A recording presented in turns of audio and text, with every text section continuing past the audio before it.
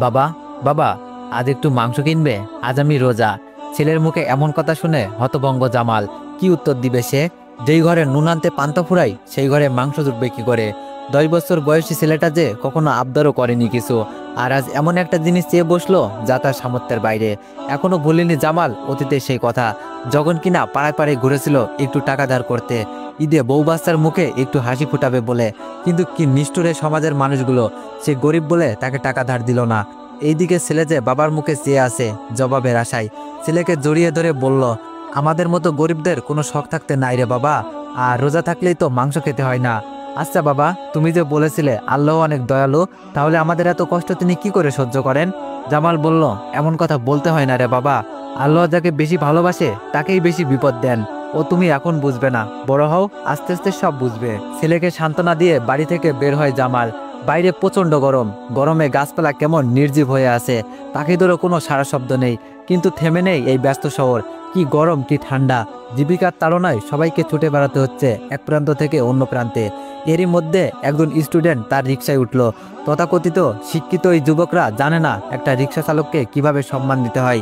এরা শুধু খাতা কলমেই শিক্ষিত। জামালকে বলল, এই রিকশা যাবে?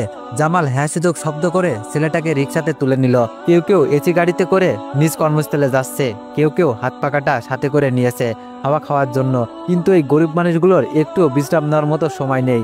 অন্যের গোলামি যেন তাদের নিত্য নতুন কাজ। পথে যেতে যেতে একটা হোটেল তার নজর এড়ায়নি। হঠাৎ রিকশাটা থামালো সে। ক্ষিপ্ততার সাথে যুবকের প্রশ্ন, আমার কলেজের দেরি হয়ে যাবে, রিকশা কেন থামালে? শান্ত কণ্ঠে জামালের জবাব, ভাইয়া ওই লোকগুলো রোজার মাসে খাচ্ছে, ওদের একটু দিনের দাওয়াত দিয়ে আসি। যুবক বলল, আচ্ছা তাহলে আপনি দিনের দাওয়াত দিন, আমি চলে যাচ্ছি। জামাল বলল, এই যে ভাইয়া, ভাড়াটা তো দিন। যুবকটি বলল, কিসের ভাড়া? মাঝপথে নামিয়ে দিয়ে আবার ভাড়া? ভাড়া না দিয়ে যুবক চলে গেল সেখান থেকে। জামাল হঠাৎ এক অদ্ভুত হাসি দিয়ে আল্লাহকে বলল, সবাইকে তুমি হেদায়েত দান করো প্রভু। হোটেলওয়ালা প্রশ্ন করলো, এই যে ভাই, বিড়বিড় করে কি বলছেন, কিছু খাবেন? এবার ক্ষণিকের জন্য জামাল রেগে গেল।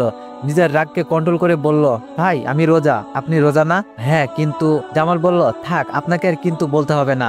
আচ্ছা, যারা আপনার এখানে নাস্তা করছে তারা কি মুসলিম? চেয়ার থেকে এক যুবক উঠে এসে বলল, আমাকে দেখে কি হিন্দু মনে হয়? জামাল বলল, তাহলে রমজান মাসে নাস্তা কেন করছেন? যুবকটি বলল, আরে ভাই, এখন পড়াশোনার চাপ আছে, এত গরমে কি করে রোজা রাখি? জামাল বলল, সামান্য গরমই সহ্য করতে পারছেন না ভাই, তাহলে জাহান্নামের আগুন কি করে সইবেন? দুনিয়ায় মাত্র জাহান্নামের আগুনের 70 ভাগের 1 ভাগ পাঠানো হয়েছে, আর তাতেই কাহেল হয়ে পড়েছেন। যুবকটি বলল, এই যে ভাই, আপনি এত লেকচার দিচ্ছেন, হাদিসে কি আছে রোজা না রাখা শাস্তি? জামাল বলল, হ্যাঁ অবশ্যই আছে, শুনুন তবে। যারা বিনা ওজরে সিয়াম ভঙ্গ করে তাদের শাস্তি কি হবে? তারা ভীষণ শাস্তির সম্মুখীন হবে।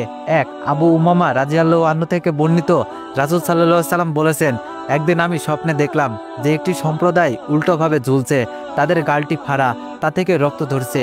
আমি জিজ্ঞেস করলাম, এরা কারা? বলা হলো, এরা ওইসব ব্যক্তি যারা বিনা ওজরে রমজান মাসের সিয়াম ভঙ্গ করেছিল। সহিহ ইবনে খুজাইমা। 2, যেই ব্যক্তি রমজানের এই মুবারক মাসেও আল্লাহকে রাজি করাতে পারল না সে বড়ই দুর্ভাগা। ইবনে হিব্বান।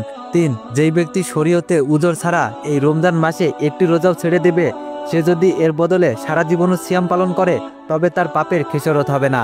বুখারী। জামালের কথা তাদের একটু ভাবালো বটে, কিন্তু তারা কথার কোনো উত্তর না দিয়ে বরং সেখান থেকে উঠে চলে গেল। এবার জামালের কথা তীরবৃত্ত হলো হোটেলওয়ালাদের দিকে।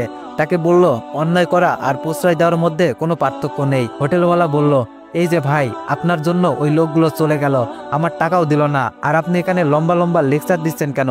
এখান থেকে যান, নিজের কাজে যান। এইসব ফালতু ডায়লগ শোনার জন্য হোটেল খুলে বসিনি আমি। জামাল ভাবলো, আমার দায়িত্ব তো আমি পালন করেছি, হেদায়েত আল্লাহর হাতে, নিশ্চয় তিনি হেদায়েত দান করবেন এই অবুঝ মানুষগুলোকে। ভাবতে ভাবতে এগোতে লাগে সে। পুরো রাস্তায় কোনো প্যাসেঞ্জার পায় না সে। এখনো যে কোনো টাকা আয় করতে পারলো না। তরকারি কিনতে হবে, চাল তেল আরো কত কি। পেছন থেকে একটা দাড়ি টুপিওয়ালা লোক তাকে ডাক দিয়ে বলল, ভাই যাবেন, একটু বস্তিতে যাব। এই পাঞ্জাবি টুপিওয়ালা লোকগুলোর হয়তো বড় বড় ডিগ্রি নেই, কিন্তু আছে মানুষকে সম্মান করার গুণ।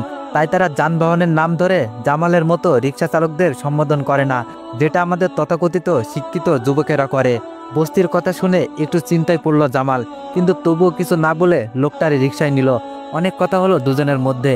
এতক্ষণ এ কথা বলে এটা বুঝতে বাকি রইল না জামালের, লোকটা নিতান্তই ভালো মানুষ। অবশেষে অপেক্ষার পর শেষ হয়ে বস্তিতে নামলো লোকটা।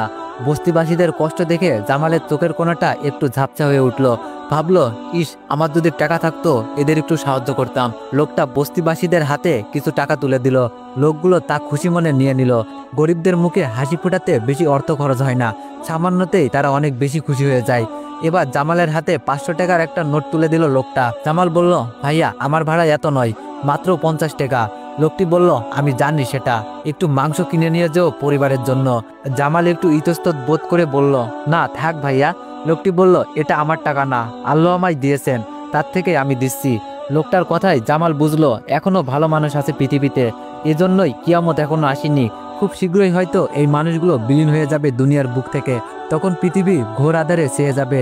হঠাৎই জামালের ফোন বেজে উঠল। তার স্ত্রী জামিলা ফোন দিয়েছে। আসসালামু আলাইকুম। ওয়ালাইকুম আসসালাম। বলো জামিলা। জামিলা বলল, শুনুন না, একটু দেখুন মাংস পান কিনা। ছেলেটা আমার নাসর বান্দা, মাংস ছাড়া নাকি সে আজ ভাতই খাবে না। ওকে তো বোঝাতেও পারছি না, কি করবে বলুন, ছোট তো, পাশের বাড়িতে রান্না করা হচ্ছে, দেখে আর ছেলেটাকে থামানো যাচ্ছে না। জামাল বলল, তুমি চিন্তা করো না জামিলা, টাকা জোগাড় হয়ে গেছে আলহামদুলিল্লাহ। বলেই ফোনটা কেটে দিল জামাল। দোকানে গিয়ে দোকানদারের সাথে যেই কথা বলতে যাবে, সেই একটা ছোট মেয়ে তার হাতটা টেনে ধরলো। কাতর স্বরে বলল, কাকু, আমায় একটু টাকা দিবেন, আমার মায়ের ওষুধ কিনবো। আমার বাবা নাই, মা খুব অসুস্থ, খুব জ্বর হয়েছে মায়ের। জামাল মনে মনে বলল, নিজেরই অবস্থা ভালো না, অন্যকে টাকা দিব কি করে। কি একটা মনে হলো জামালের, আর তারপরেই তওবা করলো এমন কথা বলার জন্য।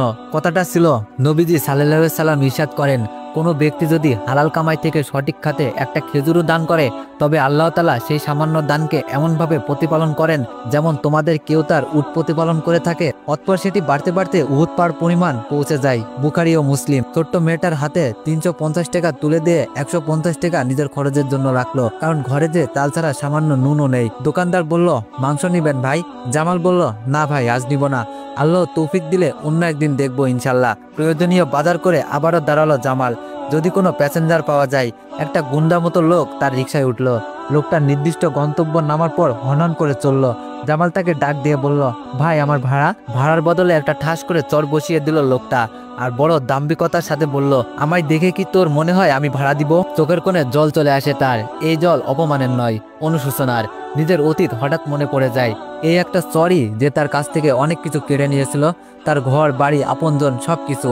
তো এভরিওয়ান, অনেকদিন পর একটা ইসলামিক গল্প নিয়ে আসলাম। যদি আপনাদের ভালো লেগে থাকে তাহলে সবাই একটু কপি লিঙ্ক করে দিবেন, আর যদি গল্পটির সেকেন্ড পার্ট চান তাহলে সবাই একটু বেশি বেশি কমেন্ট করে দিয়েন। ধন্যবাদ।